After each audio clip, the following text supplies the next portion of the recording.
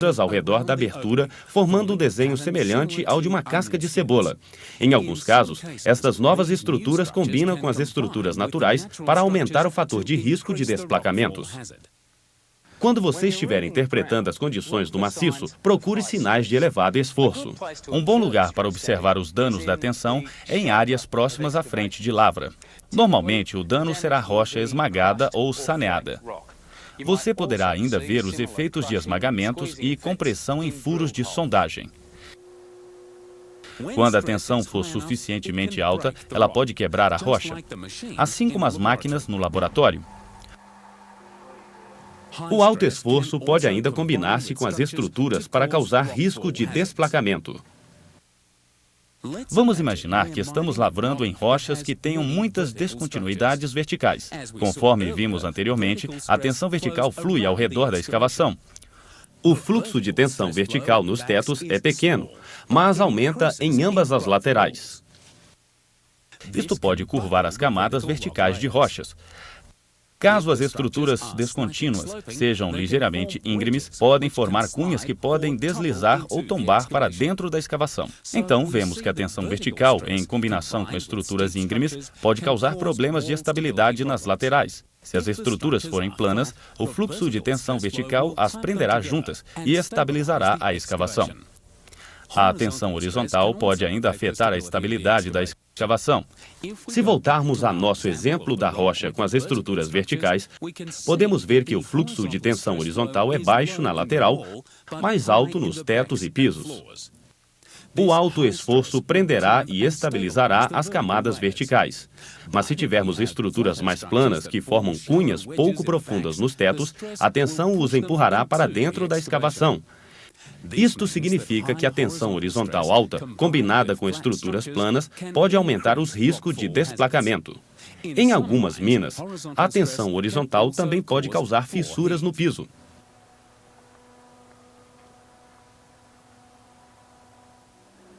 Quando lavramos duas escavações simultaneamente, formamos um pilar de rocha entre elas. Se olharmos as tensões neste pilar, o fluxo de tensão vertical aumenta por causa das escavações em cada lado do pilar.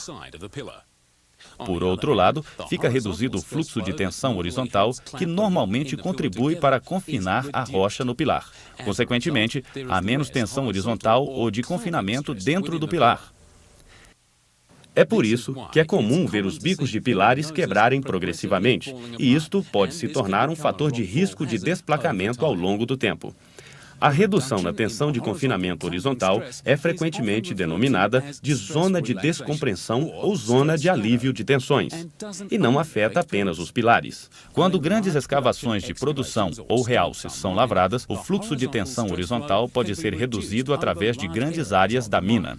Muitas das áreas onde nos deslocamos ou trabalhamos podem ser afetados pela zona de alívio de tensões. Tipicamente, estas baixas tensões de fixação resultam na abertura de estruturas descontínuas que permitem que blocos, placas ou cunhas caiam sob peso próprio. Para interpretar as condições do maciço, você precisa reconhecer e entender os elementos básicos que podem combinar para aumentar o risco de desplacamento. Resistência da rocha, estrutura da rocha e tensão da rocha. Alguns tipos de rocha são fortes e outros são fracos. Os tipos mais fracos irão trincar ou se desintegrar e irão falhar facilmente. Estruturas são defeitos na rocha. São a parte mais fraca da rocha. Ao interpretar as condições do maciço, você precisa considerar como estas estruturas se combinam para formar blocos. Existem muitas estruturas que formam pequenos blocos? Existem estruturas amplamente espaçadas que formam grandes blocos? As estruturas são escorregadias por causa de argila ou têm superfícies planas e espelhadas, tornando o deslizamento das rochas mais fácil. As estruturas são ásperas para que possam travar e impedir o movimento ou deslizamento? Forças podem comprimir estruturas e contribuir para a estabilização dos blocos? Ou podem empurrar os blocos ao longo de estruturas que poderiam causar risco de desplacamento. A tensão está sempre presente na rocha e muda quando lavramos no subsolo. O fluxo de tensão pode combinar com estruturas para causar risco de desplacamento. Problemas de estabilidade de paredes são causados por tensões verticais e estruturas verticalizadas. Problemas de estabilidade nos tetos frequentemente são causados por tensão horizontal e estruturas planas ou aquelas ligeiramente íngremes. Em pilares, a tensão de confinamento horizontal é reduzida enquanto a tensão vertical é aumentada. Isto resulta em um grande risco de desplacamento das laterais.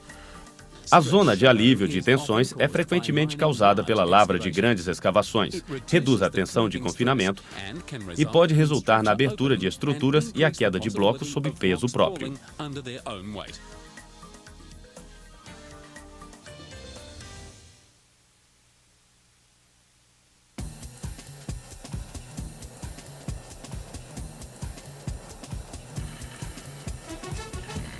Na seção anterior, olhamos alguns dos elementos que podem afetar as condições do maciço numa escavação.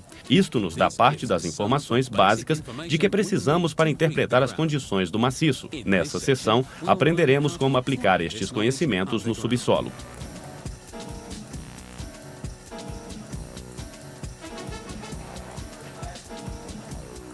Seu conhecimento das condições do maciço pode começar logo com a troca de turno, onde você recebe informações importantes a respeito das mudanças das condições no subsolo e possíveis riscos em seu lugar de trabalho.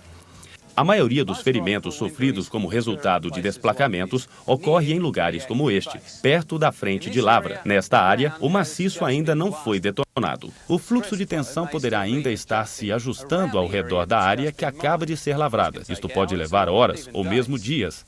A esta altura, há bastante trabalho a fazer antes que possamos tornar segura esta área. Então, quais são as coisas essenciais a serem procuradas quando você se aproxima de uma frente de lavra? É provavelmente um de nossos maiores riscos. Haverá rocha solta por todo o chão e nós teremos que ter certeza de que a detonação não soltou nenhuma contenção ou trincou o chão, onde poderá haver algumas estruturas que possam mover-se livremente. Habitualmente, a primeira coisa que você confere é a condição de ventilação. Tenha certeza de que você tem bastante ventilação quando chegar a uma nova frente de lavra e estiver inspecionando furos não detonados ou deslocamentos consideráveis na rocha. Você poderá ter uma falha de detonação lá no fundo, sabe? Quando você entra numa área próxima a uma frente de lavra, uma boa maneira de ter uma ideia das condições do maciço é olhar o perfil das laterais e tetos. Quando desenvolvemos uma escavação, o corte é perfurado de acordo com um formato pré-definido. Explosivos de baixa potência são colocados nos furos de perímetro para reduzir os danos de detonação nos tetos e laterais. Apesar destas medidas, alguns danos de detonação podem ainda ocorrer e criar novas estruturas. Elas têm normalmente menos de 1 metro de comprimento. Em geral, se o perfil detonado for próximo do perímetro modelo, isto pode indicar que o risco de desplacamento poderá ser menor. Mas se o perfil não for regular ou for muito diferente do perfil modelo, estamos provavelmente lidando com condições de maciço mais difíceis. Uma olhada no perfil da escavação pode nos dar uma indicação das condições do maciço, mas precisamos também considerar todos os demais fatores que poderiam causar instabilidade.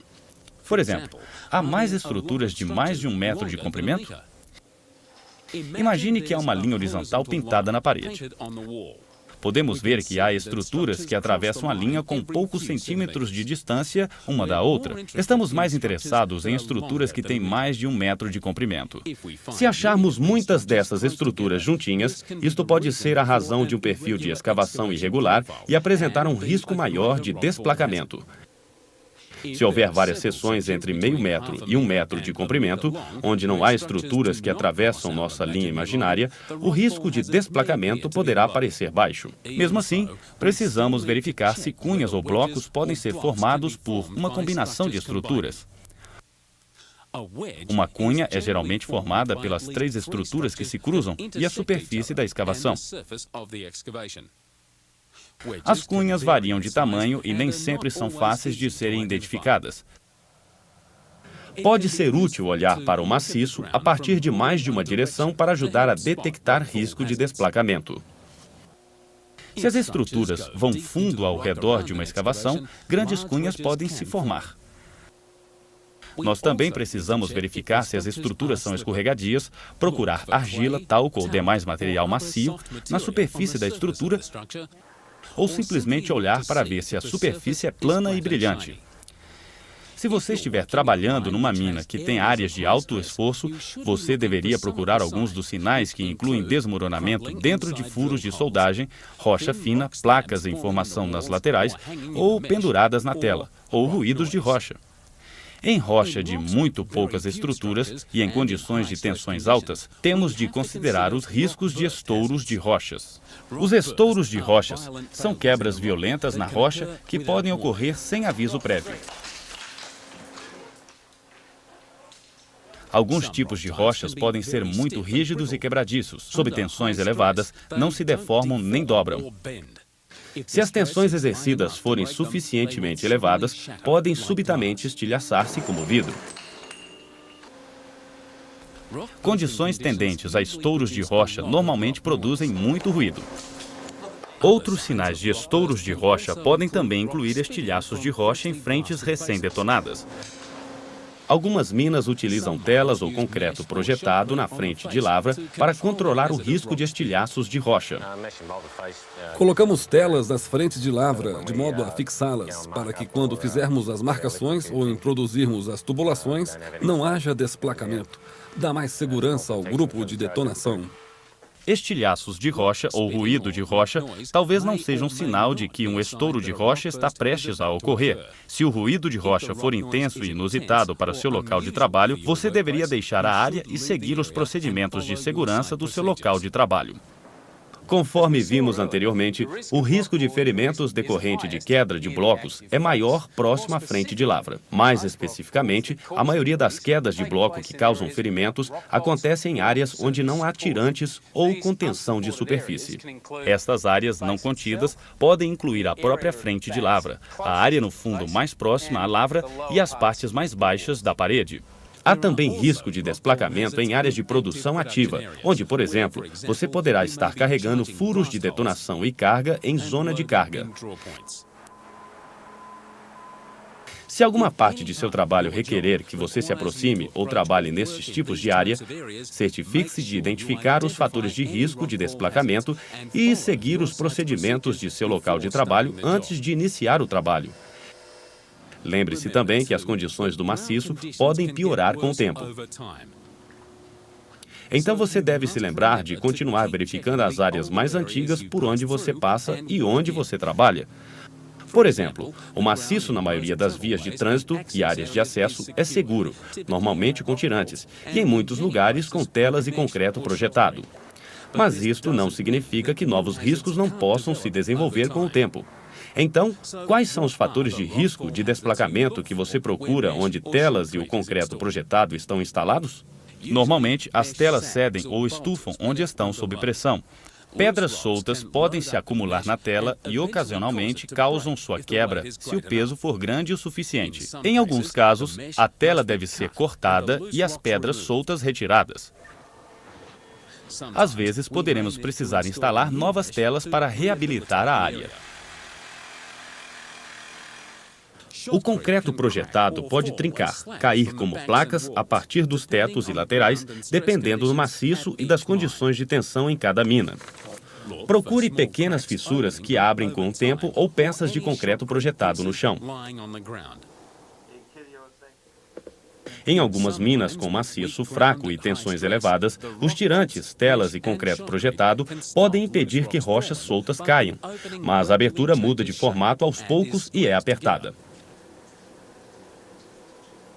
Com o tempo, água subterrânea pode danificar os tirantes, telas e o concreto projetado. Pode fazer com que os tirantes e as telas enferrujem, tornando-as menos eficazes. Água subterrânea que flui através do concreto projetado também pode reduzir a liga entre este e a superfície da rocha e poderá fazer com que peças de concreto projetado trinquem ou caiam. Procure ferrugem ou sal acumulados nas placas dos tirantes e nas telas. Água gotejando nas laterais, pingando dos tetos ou manchas mais escuras de concreto projetado. A quantidade de água subterrânea e a maneira como afeta tirantes, telas e o concreto projetado variam de uma mina para outra.